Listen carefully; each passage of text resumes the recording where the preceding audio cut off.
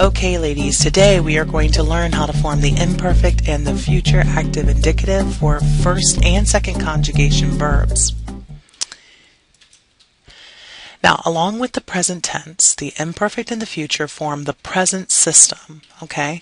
The present system refers to these three tenses because all three tenses use the present stem in order to form. Let's review. Present tense, present action. What that means in terms of translation is that you translate a present verb, blanks, am blanking, are blanking, is blanking, or do blank. So for example, if I give you the present verb amo, first person singular present active indicative, you can translate that I love, I am loving, or I do love. Imperfect tense, however, is a past tense in Latin.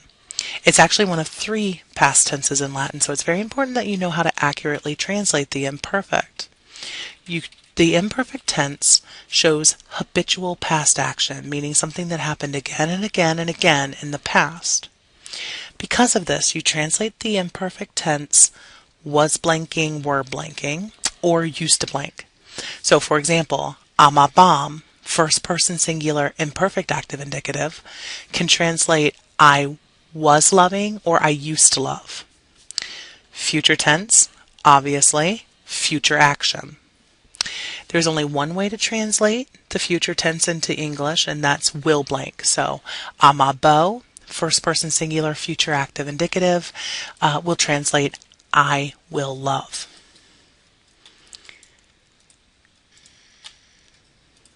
So, to form the imperfect and the future tenses for first and second conjugation verbs, you need the present stem, onto which you add the tense endings, okay?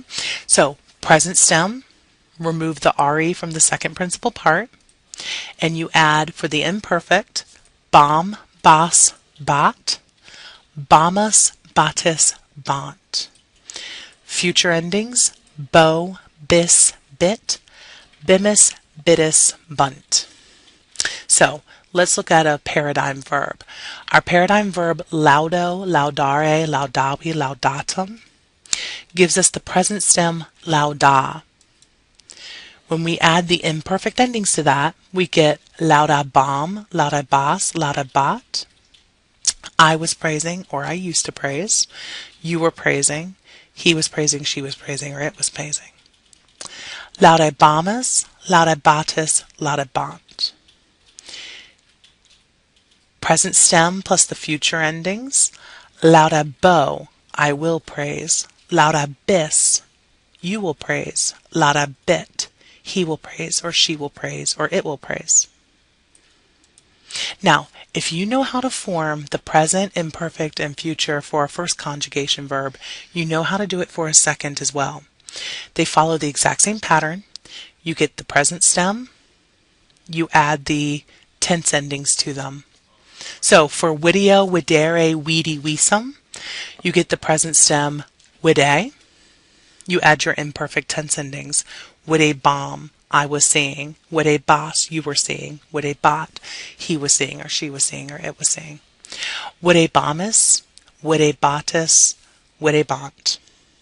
Future, wide bo, I will see. Wide bis, you will see. Wide bit, he will see, she will see, it will see. Wide bimis, wide bitis, wide bunt.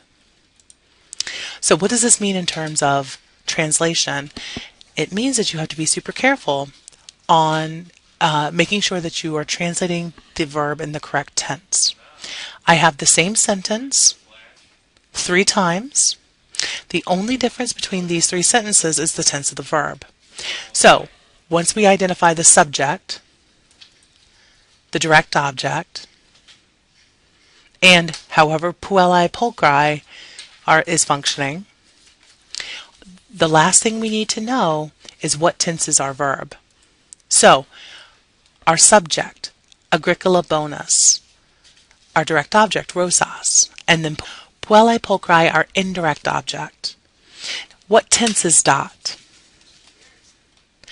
Since it is present tense, we need to translate it as one of the acceptable ways to translate the present. So, the good farmer gives roses to the beautiful girl. You could also translate it, the good farmer is giving roses to the beautiful girl. Now, the second sentence, almost identical, except for instead of dot, we have dabat. Imperfect tense. So that changes the translation to the good farmer used to give roses to the beautiful girl. Alternatively, the good farmer was giving roses to the beautiful girl. And then in our third sentence, we don't have dot, we don't have dabat, we have dabit.